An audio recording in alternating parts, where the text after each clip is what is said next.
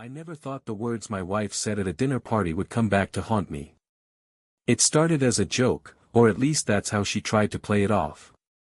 Surrounded by her coworkers, a glass of wine in her hand, she laughed and said, honestly, if I had to choose between my husband and my coworker, I'd pick my coworker. The table erupted in laughter. I forced a smile, but inside my chest tightened. Maybe she thought it was harmless banter, maybe she wanted to impress them, but to me, it was a dagger. That night, I couldn't sleep. The image of her laughing while comparing me to another man gnawed at my mind. Something felt off, something deeper than just a bad joke. Over the next weeks, I noticed small changes, late nights at the office, hushed phone calls, texts she quickly turned face down. My gut screamed at me, but I tried to dismiss it. I told myself, she's just busy. Don't be paranoid. Until the evening I decided to follow her. That Friday, she said she was working late again.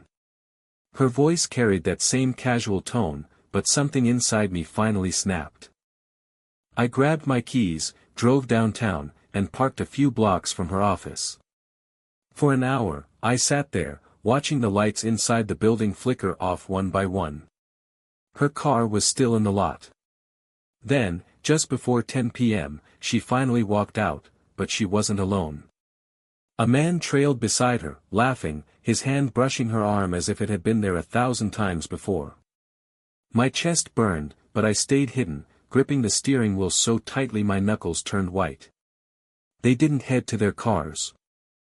Instead, they walked together down the street, turning into a quiet cafe that was still open.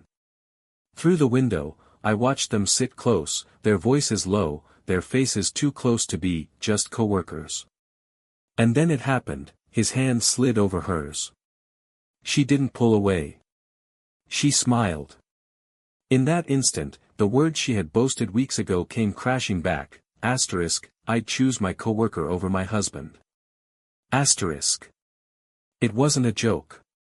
It was a warning. And now, I had proof. I sat in my car for what felt like hours, torn between rage and heartbreak. Part of me wanted to burst through the cafe doors, call her out in front of everyone, demand answers right there. But another part of me, colder, sharper, told me to wait. If she was bold enough to mock me at a dinner table, she might be bold enough to deny everything to my face. So instead, I pulled out my phone. The camera zoomed in through the window, catching them leaning closer, her hand resting on his now. One click. Then another. Each photo was a nail in the coffin of trust one thought we had built. When they finally left, I followed at a distance. Their laughter carried through the night as they walked side by side. My wife didn't even glance over her shoulder, she was too lost in him to notice me trailing behind. They stopped at his car. He opened the door for her, and for a moment, I prayed she would shake her head, step back, come home to me. But she didn't. She slipped inside. That's when my heart broke completely. Still, I didn't confront them. Not yet. If I was going to face her, it wouldn't be with anger, it would be with undeniable truth. And the next day, that truth would hit her harder than she ever expected. The next morning, I sat at the kitchen table with my coffee untouched, the photos on my phone burning a hole in my pocket. When she finally walked in, her hair still damp from a shower, she gave me a smile as if nothing was wrong. "Morning," she said lightly, grabbing a mug. I studied her for a long moment. How many times had she stood in this kitchen, pretending everything was fine? "Late night?" I asked, keeping my voice calm.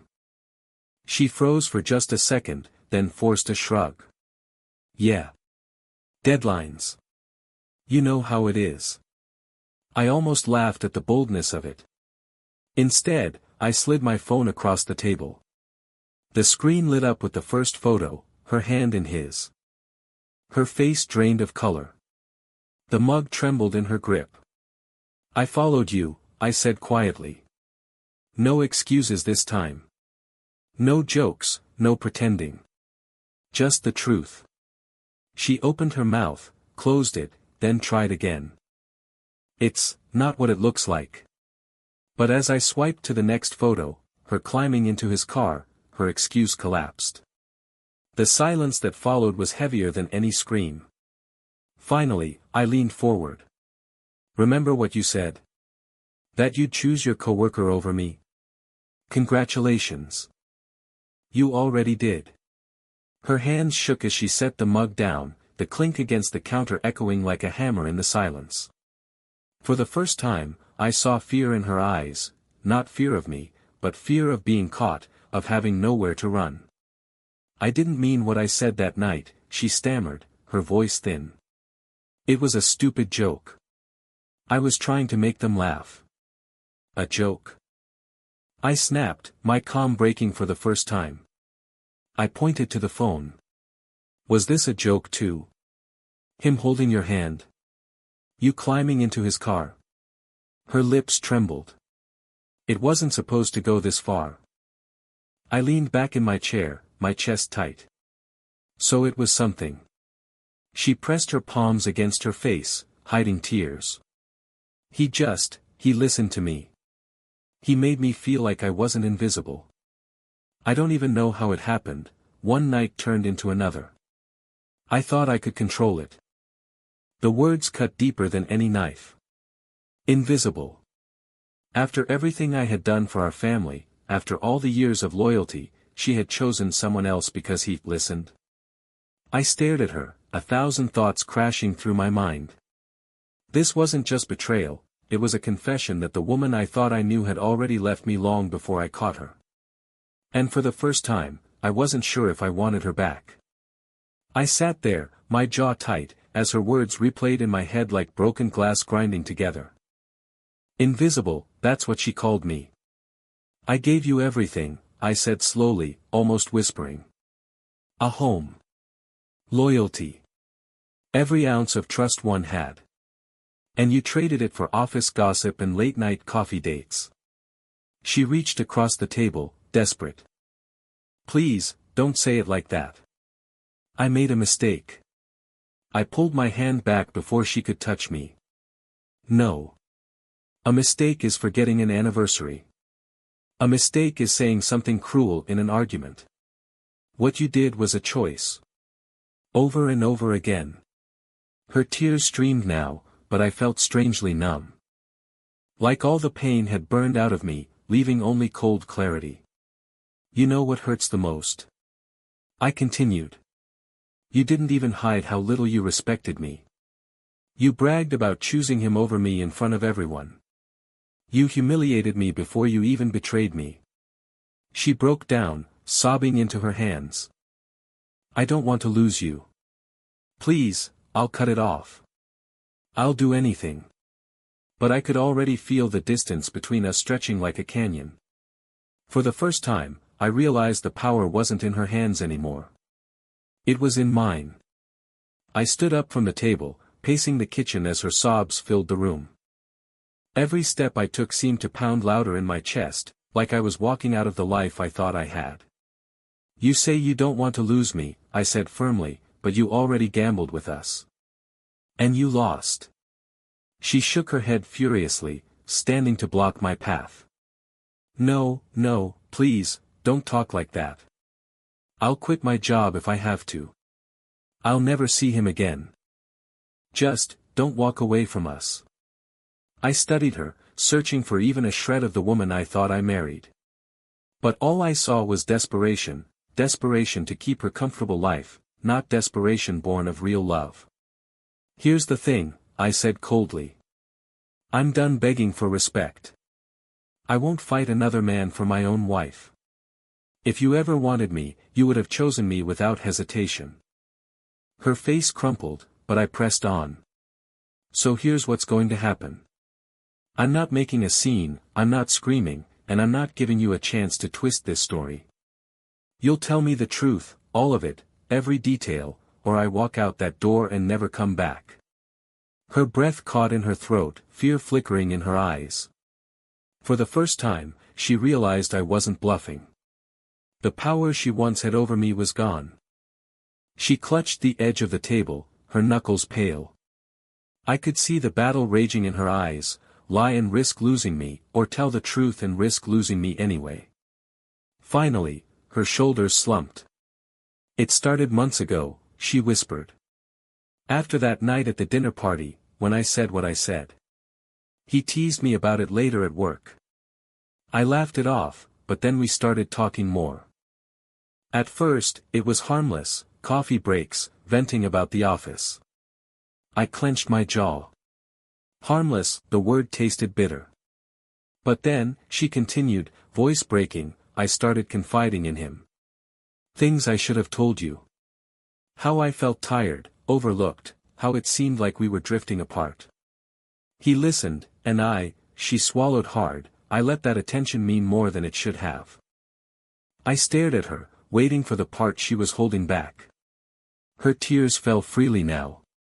We kissed after work one night. And then another. I kept telling myself it would stop there, but it didn't. I thought I could manage it, that I could keep both worlds separate. But I was wrong. Her voice cracked into silence. The room felt smaller, suffocating. I had braced myself for betrayal, but hearing the timeline, the deliberate choices, the secrecy, it hollowed me out in a way I wasn't ready for. For the first time, she looked me straight in the eye and asked the question she feared most. Can you ever forgive me? Her words hung in the air like smoke, suffocating and impossible to escape. Can you ever forgive me? I didn't answer right away. My chest rose and fell as I stared at the woman who had once been my whole world. Now, all I could see was someone I didn't recognize, someone capable of laughing at me in public while hiding another life in private. Finally, I spoke, my voice low but steady. You're asking me to forgive a choice you made over and over again. Not once. Not twice. But for months. She flinched. You didn't trip and fall into this, I continued. You planned it. You lied to me every night you said you were working late. You smiled at me in this kitchen while you were giving your heart to someone else. Tell me, how do I forgive that? Her lips trembled, but she stayed silent. I leaned closer, my eyes locked on hers. You didn't just betray me. You betrayed us. Everything we built. Everything I thought we stood for. For a moment, she looked like she wanted to argue, to fight for herself, but then her shoulders collapsed, and she whispered, You're right. Silence fell again, heavy and sharp. I felt like I was standing on the edge of a cliff, forced to decide whether to leap into forgiveness, or finally let go. And for the first time, I realized forgiveness wasn't something I owed her. It was something she had to earn, if she even could. I pushed back from the table, the chair legs scraping against the floor like thunder. She flinched at the sound, but I didn't soften, I couldn't. You say you don't want to lose me, I said firmly, but the truth is, you already lost the version of me who trusted you blindly. That man is gone. She wiped at her tears, her voice desperate. Then, tell me what I have to do. Please. I'll do anything. Just give me one chance to prove it. I studied her, my heart torn between the memories of the woman I married and the truth of the woman standing before me now. Part of me wanted to walk out and never look back. But another part, the stubborn piece that still remembered our vows, hesitated. If there's even a shred of hope left, I said slowly, then it comes with conditions. Non-negotiable. She nodded quickly, clinging to the possibility. Anything. Just tell me. One, I said, raising a finger, you cut off all contact with him, immediately. No messages, no explanations, nothing. He's erased from your life. She swallowed hard but nodded. 2, you tell the truth to your coworkers. You humiliated me in front of them when you bragged about choosing him. You'll admit you crossed a line, and you'll make it clear that our marriage isn't a joke. Her eyes widened at that one, but she said nothing. And 3, I finished, my voice colder than I expected, you don't get to rebuild trust on your terms. It will be on mine.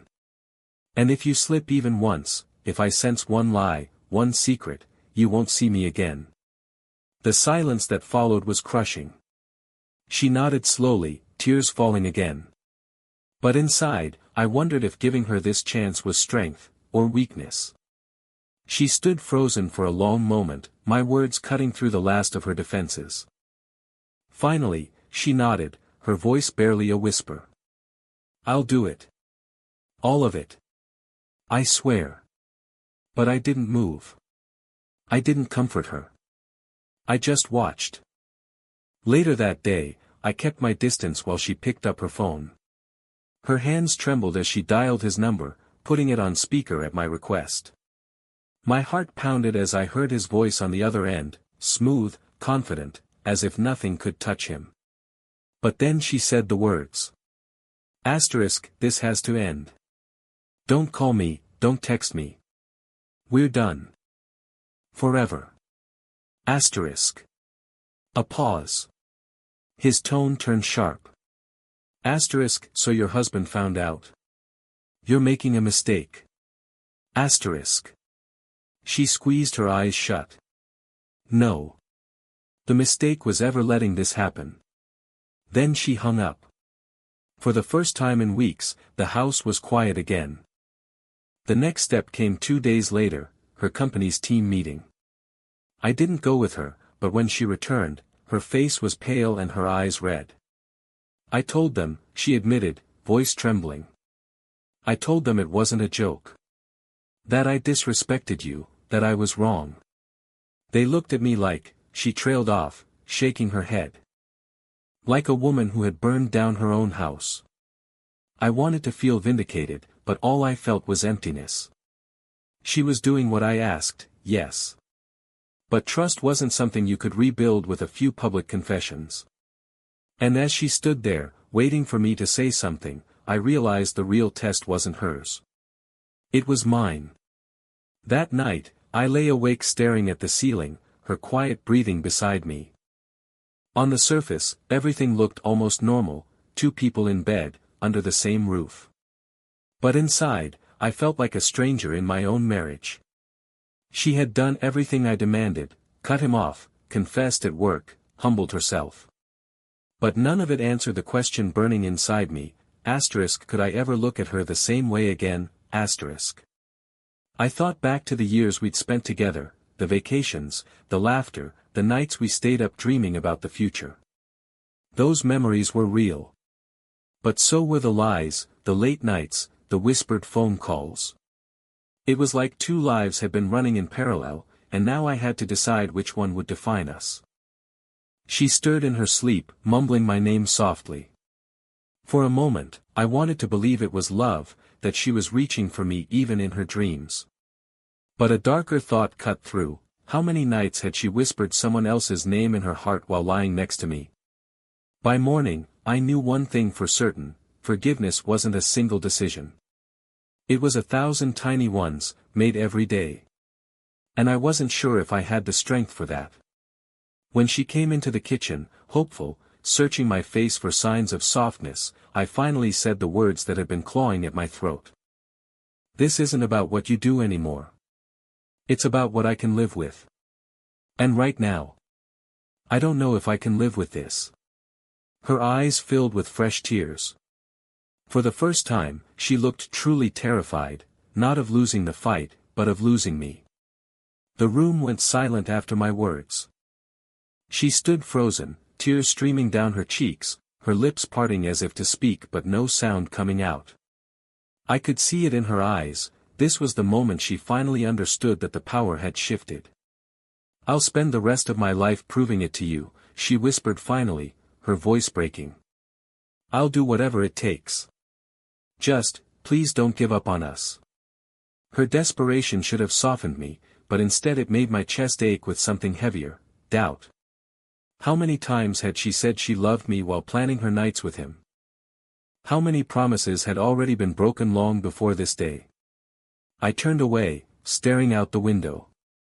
The world outside looked so normal: neighbors walking their dogs, kids riding bikes, while my entire life sat in ruins behind me. I don't want promises, I said finally. I want honesty.